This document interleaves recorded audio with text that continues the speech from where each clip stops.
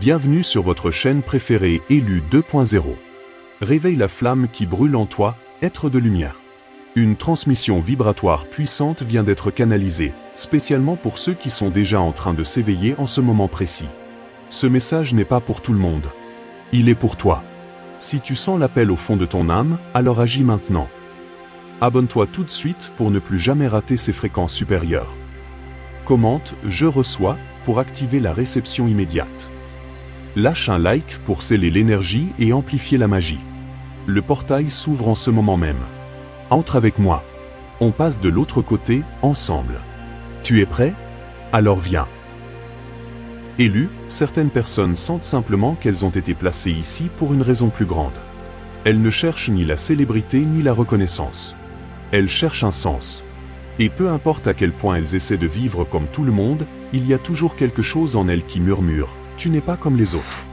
Tu as un rôle à accomplir. » Il ne s'agit pas de se sentir supérieur, mais de reconnaître qu'il y a un appel. Et cet appel ne se manifeste pas de la même façon pour tous, car il existe différents types d'élus et chacun porte une mission spécifique. Certains guérissent, d'autres enseignent, certains protègent, d'autres ouvrent des chemins. Et comprendre qui tu es peut changer ta vision de tout ce qui t'entoure. Aujourd'hui, je vais te montrer les 9 types d'élus et ce que chacun est venu faire ici sur Terre. Si tu vis avec ce sentiment d'avoir été mis à part pour quelque chose que tu ne comprends pas encore pleinement, ce message est pour toi. Peut-être essaies-tu simplement de te souvenir de la mission que tu as acceptée avant même ta naissance. Je suis Georges. Si ce contenu résonne en toi de quelque manière que ce soit, abonne-toi à cette chaîne, car ceci n'est pas du divertissement. C'est une direction. Il s'agit de te souvenir qui tu es et pourquoi tu es ici. Marchons ensemble sur ce chemin. Type 1, l'intercesseur. Celui qui ressent pour tout le monde. L'intercesseur est celui qui porte un cœur sensible et une âme lourde, mais pas dans un sens négatif. Il ressent le monde profondément, comme si chaque douleur collective battait au fond de sa propre poitrine. Il n'est pas rare qu'il pleure pour des causes qu'il ne comprend pas entièrement, ou qu'il se réveille au milieu de la nuit avec un poids dans l'esprit, comme s'il devait prier pour quelqu'un qu'il ne connaît même pas. Cet élu a une mission silencieuse mais incroyablement puissante, soutenir spirituellement des personnes, des groupes et même des nations entières. Il prie quand personne ne voit. Il pleure quand personne ne comprend. Et il intercède quand personne d'autre n'est prêt à combattre spirituellement pour un autre. Sa vie est marquée par un abandon constant. Même sans reconnaissance, les intercesseurs rarement passent sous les projecteurs. Souvent, ce sont ceux qui restent en arrière-plan, ceux qui s'isolent, ceux qui semblent trop différents pour ce monde. Mais ce sont précisément ces âmes qui maintiennent le ciel ouvert sur beaucoup qui ne réalisent même pas qu'ils sont protégés. Ils retiennent des tempêtes dans l'esprit. Ils parlent avec Dieu dans le silence. Mais il y a aussi un appel pour l'intercesseur à prendre soin de lui-même. En priant tant pour les autres, il peut oublier de se reposer, de rire, de vivre avec légèreté. Dieu veille sur toi, aussi. Ta mission est noble, mais elle n'a pas à être solitaire. Ta puissance spirituelle n'est pas dans le bruit. Elle est dans ton pouvoir de bouger le ciel avec tes larmes sincères. Si tu ressens souvent une lourdeur spirituelle, si tu pries sans savoir pourquoi, si tu sens des douleurs qui ne sont pas les tiennes et que tu es poussé à genoux en prière à des moments inattendus, tu es probablement un intercesseur et ta mission est plus grande qu'il n'y paraît. Type 2, le guérisseur. Celui qui restaure les brisés. Les guérisseurs sont ceux dont la présence apporte le calme avant même qu'ils ne parlent. Leur énergie rayonne de réconfort, d'empathie et d'une écoute attentive. Il est fréquent que les gens se confient à eux sans comprendre pourquoi. C'est comme si le cœur des autres se sentait assez en sécurité pour se déverser en leur présence. Ce n'est pas une coïncidence. C'est un don. Le guérisseur ne guérit pas seulement par ses mains, mais par son regard, ses paroles, son écoute attentive. Il ressent la douleur des autres et est doté de la capacité de soulager, de restaurer. Beaucoup de guérisseurs ont traversé de profondes blessures dans leur vie. Et c'est précisément ces blessures qui les ont préparés à aider à guérir les autres. La mission du guérisseur n'est pas de sauver tout le monde, mais d'aider ceux qui croisent son chemin à trouver la force de continuer. Ils éveillent la lumière où il y a des ténèbres. Ils apportent de la clarté à ceux qui sont perdus dans la confusion. Leur don est discret mais puissant, transformant la douleur en soulagement et le chaos en retrouvailles. Si tu sens que ta présence améliore la journée de quelqu'un, si les gens viennent à toi pour vider leur cœur, si tu te sens appelé à prendre soin des autres, tu es peut-être un guérisseur. Mais souviens-toi, les guérisseurs ont aussi besoin de guérison. Tu n'as pas à tout porter seul. Protège ton énergie car le monde a besoin de toi entier, pas épuisé. Ta touche est rare et ta mission est belle. Type 3, le guerrier spirituel. Celui qui combat même quand il est fatigué. Le guerrier spirituel n'a pas une vie facile. Dès son jeune âge, il est placé dans des batailles qui semblent au-delà de ses forces. Il affronte des pertes, des traumatismes, des injustices et des douleurs qui semblent sans fin. Pourtant, il continue, non par orgueil, mais parce que quelque chose en lui sait qu'il est né pour endurer. Ce type d'élu est appelé à combattre, non pas avec des armes ou de la violence, mais avec la foi, avec l'autorité spirituelle, avec le courage. Il affronte des forces invisibles. Il protège sa maison, sa famille, ses amis, souvent, sans que personne ne s'en rende compte. Le guerrier sent quand un environnement est lourd. Il entre et sait immédiatement qu'il y a un problème. Et là, sa bataille commence. Il prie avec fermeté, déclare la protection, repousse les énergies sombres, brise des chaînes. Il purifie l'atmosphère sans que personne ne le remarque. Sa force ne réside pas dans l'apparence, mais dans l'esprit. Et même quand il est épuisé, il continue parce qu'il comprend que son combat n'est pas seulement pour lui-même, mais pour beaucoup d'autres qui ne pourraient pas combattre seuls. Mais le guerrier doit aussi apprendre à se reposer. Toutes les batailles ne sont pas les siennes. Parfois, la meilleure arme est le silence ou simplement la retraite. Savoir quand combattre et quand se retirer est un signe de sagesse spirituelle. Si tu as déjà eu l'impression de vivre dans une guerre spirituelle constante, si tu te bats pour la justice, si tu protèges farouchement ceux que tu aimes, tu es un guerrier et le ciel te reconnaît même quand le monde ne le fait pas. Type 4, le prophète. Celui qui voit l'invisible. Le prophète n'est pas seulement quelqu'un qui prédit l'avenir. C'est une âme accordée aux dimensions supérieures. Quelqu'un qui voit au-delà du visible, entend au-delà du silence, perçoit avant que les choses n'arrivent. Ses rêves sont intenses. Ses visions, symboliques. Ses paroles portent du poids même quand elles ne sont pas immédiatement comprises. Cet élu est sensible aux signes des temps. Il sent les mouvements spirituels autour de lui, sent quand quelque chose est sur le point de changer, et porte souvent des messages urgents sous forme de paroles, d'images ou de fortes impressions. Le prophète dit ce que peu ont le courage de dire parce qu'il sait que la vérité peut être inconfortable, mais qu'elle libère les gens. La plupart du temps, il vit entre le ciel et la terre, ici mais aussi là-bas. Il a du mal à s'intégrer parce qu'il existe en contact constant avec les réalités spirituelles. Il souffre quand il est témoin d'injustice. Il angoisse quand les autres ne voient pas ce qu'il a déjà vu. Son combat est d'être compris. Sa mission est d'avertir, de guider et de réveiller. Si tu as des visions ou des rêves qui se réalisent, si tu sens les choses avant qu'elles n'arrivent, ou si tu as l'impression de porter des paroles qui brûlent en toi jusqu'à ce qu'elles soient prononcées, il y a de fortes chances que tu sois un prophète. Mais rappelle-toi, ce dont ne t'isole pas, il te guide. Parle avec sagesse. Tout ce que tu vois n'est pas destiné à être partagé. Parfois, c'est seulement pour la prière, le silence ou l'attente. Ta sensibilité est un don, mais elle doit être guidée avec équilibre. Type 5, le bâtisseur. Celui qui transforme la vision en réalité. Le bâtisseur est celui qui a la capacité de prendre des projets de l'invisible et de les matérialiser dans le monde physique. Il voit ce qui n'existe pas encore, avec patience et organisation, transforme les idées en structures réelles, solides et durables. Ça peut être un ministère, une entreprise, un projet social ou même une nouvelle façon de vivre.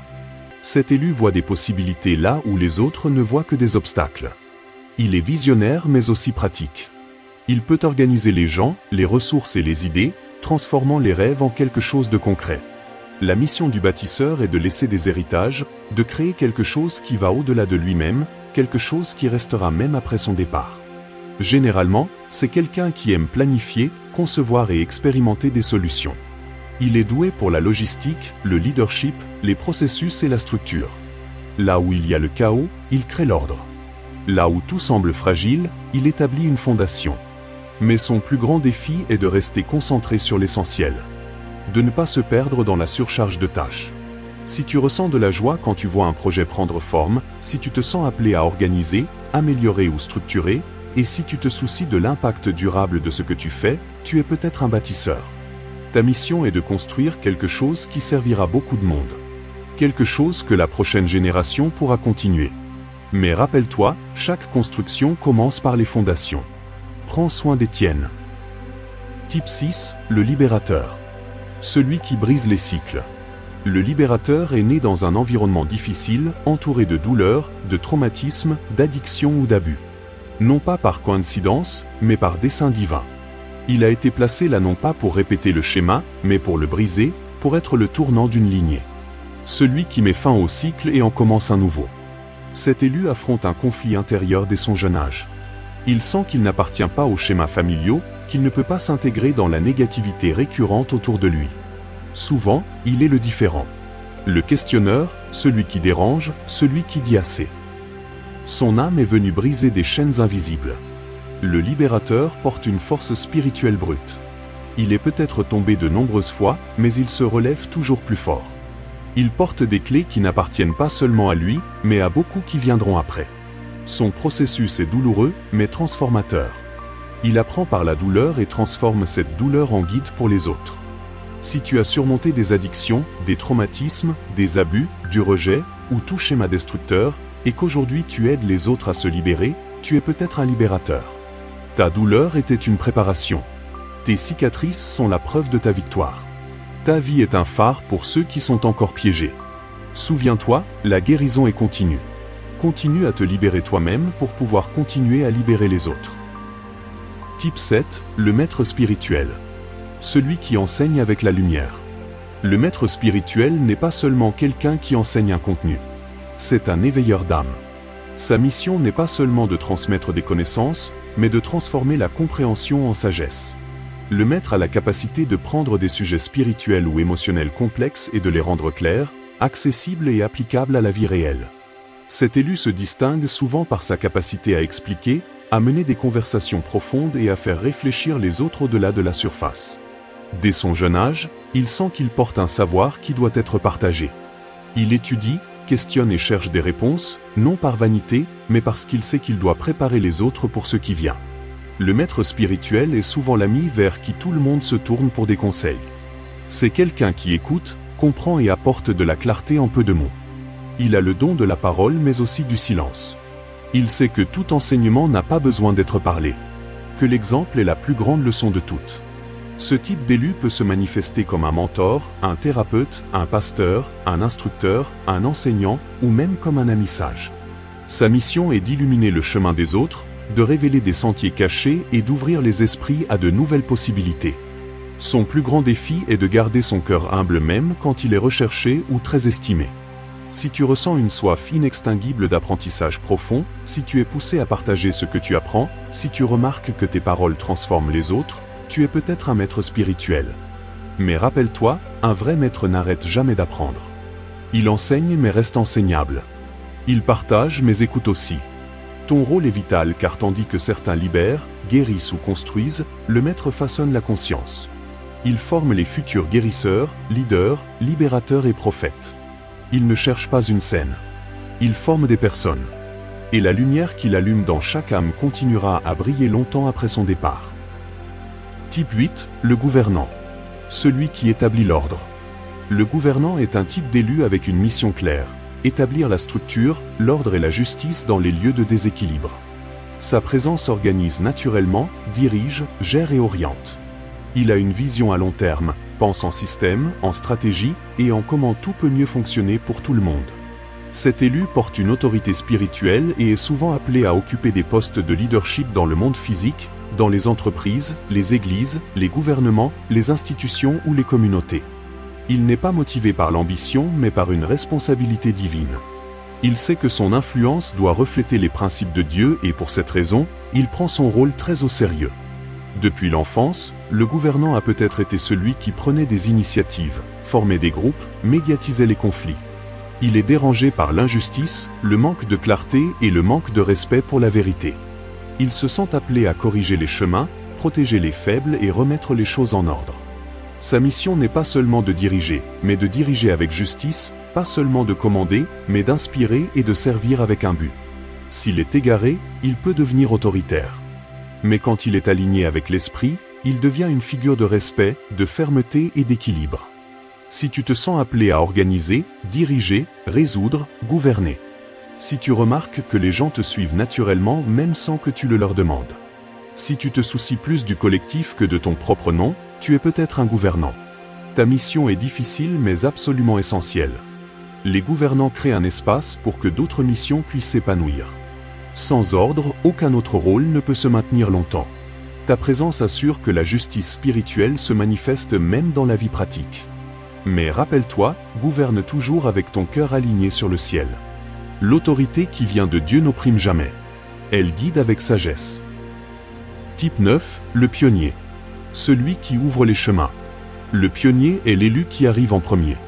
Il marche en territoire inconnu, teste de nouvelles idées et vit des expériences avant tout le monde. Non pas par accident, mais parce qu'il a été appelé à ouvrir des chemins que les autres ne voient pas encore. Il voit au-delà du virage. Et pour cette raison, il est souvent incompris. Cet élu vit en avance sur son temps. Il sent l'urgence de faire les choses différemment, de créer quelque chose de nouveau, de sortir du moule. Son parcours est marqué par des commencements. Il commence des choses, initie des mouvements, lance des idées qui finissent par devenir des tendances. Mais au début, il marche très seul. Le pionnier souffre de l'isolement. Souvent, il ne trouve aucun soutien. Il est jugé, douté, traité d'étrange ou de rebelle. Mais rien de tout cela ne l'arrête parce que son âme a été conçue pour briser l'ancien et inaugurer le nouveau. Il est poussé par un esprit d'innovation et la certitude qu'un chemin existe même si personne d'autre ne le voit encore. Ce type d'élu peut apparaître dans l'art, la technologie, l'activisme, la spiritualité, les causes sociales. Peu importe le domaine. Il sera toujours le premier à essayer quelque chose que personne n'a fait avant. Il inspire les autres par son audace et plus tard, les gens suivent le chemin qu'il a ouvert. Si tu essaies constamment de nouvelles choses, si l'ordinaire te dérange, si tu t'es déjà senti seul parce que tu étais trop en avance sur ton temps, tu es peut-être un pionnier. Ta mission est d'ouvrir des chemins pour que d'autres puissent marcher. Et même si personne ne te comprend maintenant, un jour, ils te remercieront de ne pas avoir abandonné. Mais rappelle-toi, ne marche pas avec arrogance. Marche avec la foi, car le chemin du pionnier n'est pas une question de gloire. C'est une question de service. C'est préparer le terrain pour que beaucoup d'autres puissent s'épanouir. L'éveil à la 5e dimension. As-tu déjà senti que le monde change, mais que ce changement n'a rien à voir avec ce que les nouvelles montrent?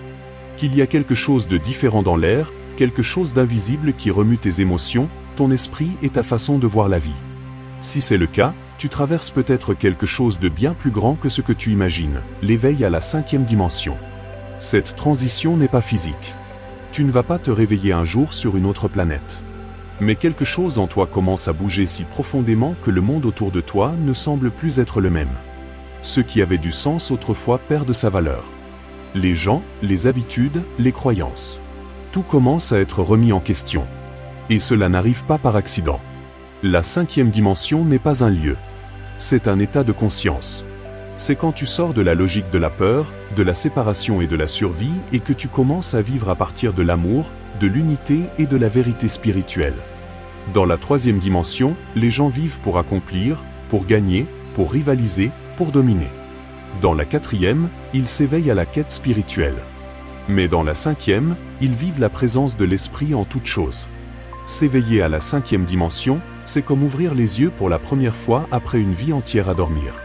Tu commences à remarquer que tout est connecté, que tes pensées créent des réalités, que tes émotions façonnent ta vibration, que ce que tu envoies revient. Tu réalises que l'amour est une fréquence et que tout ce qui en dehors te ramène simplement à ton sommeil. Le processus, cependant, n'est pas facile. Avant de pouvoir t'élever, tu dois lâcher prise. Lâcher les personnes qui ne marchent plus à tes côtés. Lâcher les anciennes versions de toi-même. Lâcher le contrôle. Lâcher la douleur des relations qui n'ont plus de sens. Lâcher le poids d'une identité qui ne correspond plus à ton esprit. L'éveil n'est pas léger, mais il est libérateur. Dans la 5e dimension, tu apprends à fluer avec l'univers. Tu fais plus confiance et forces moins. Tu écoutes plus le cœur et moins le bruit du monde. Tu arrêtes de combattre la vie et tu commences à danser avec elle. Tu apprends à t'aligner avec tout but, à suivre ton intuition et à faire confiance aux signes. L'ego ne disparaît pas, mais il cesse de régner. Les dons spirituels commencent à s'intensifier. Ton intuition devient plus aiguë. Tu commences à ressentir des choses que tu ne peux pas expliquer, mais qui, d'une certaine manière, ont du sens en toi. Les synchronicités deviennent fréquentes. Tu penses à quelque chose et cela arrive. Tu rêves et reçois des messages. Tu sens une présence et elle te guide. C'est ça, le véritable éveil. Mais les épreuves viennent aussi, car plus tu portes de lumière, plus les ombres apparaissent pour être guéries. Les gens peuvent te traiter d'étrange, te juger ou s'éloigner. Cela fait mal. Mais cela révèle aussi. Cela montre qui marche avec toi par affinité d'âme et qui était là seulement par convenance ou confort. La 5e dimension exige du courage. Le courage de ne pas se rendormir. Alors que nous observons les 9 types d'élus, il devient clair qu'aucune mission n'est plus importante qu'une autre.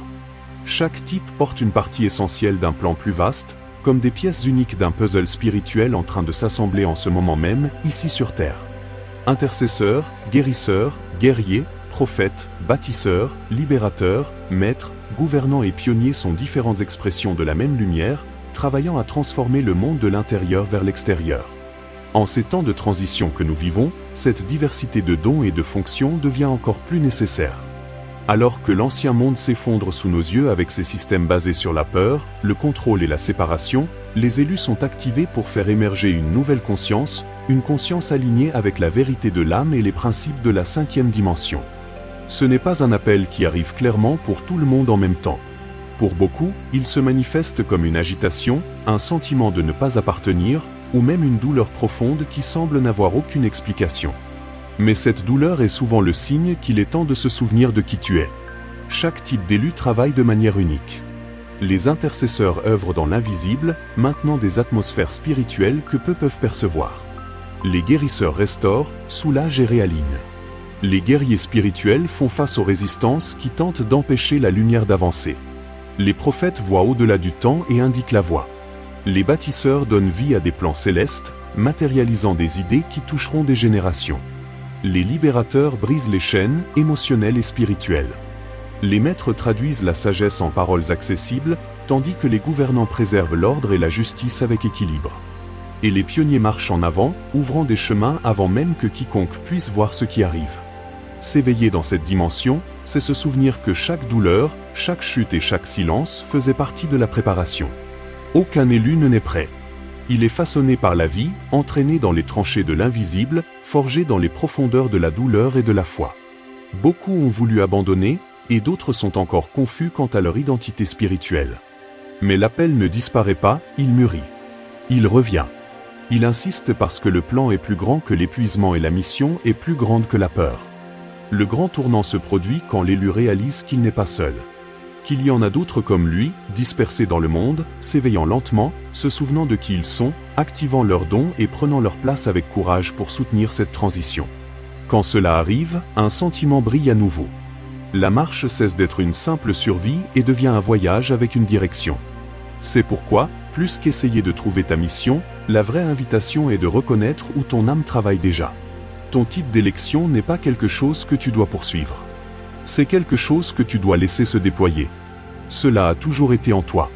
Quel que soit ton type, la planète a besoin de toi. La nouvelle conscience a besoin de toi. Et le ciel est confiant que tu t'en souviendras à temps.